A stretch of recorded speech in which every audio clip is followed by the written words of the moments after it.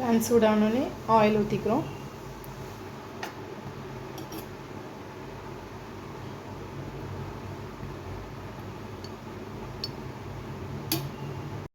எண்ணெய் நல்லா சூடாயிடுச்சு. இப்போ சோம்பு,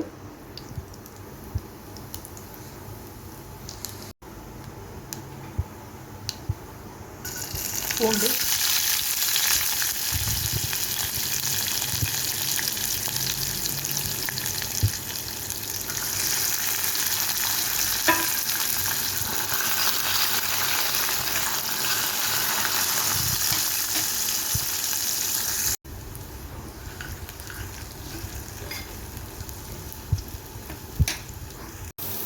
இது கூட ஆனியன்ஸ் கொஞ்சம் ஆட் பண்ணிக்கணும்.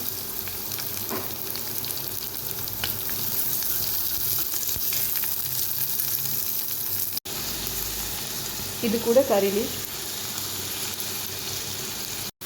யூஸ்வலாக சொரா புட்டுக்கெலாம் வந்து நம்ம பெப்பர்லாம் போடுவோம், கொத்தமல்லிலாம் போடுவோம். அதெல்லாம் இதில் எதுவும் தேவை கிடையாது. இது கூட மசிச்சு வச்ச உருளைக்கிழங்கு ஆட் பண்ணிக்கிறோம். 5 உருளைக்கிழங்கு வேக வச்சு மசிச்சு வச்சுருக்கேன்.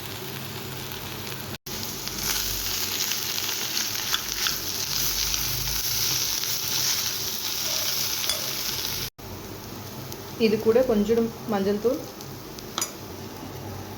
மிளகாத்தூள், உப்பு.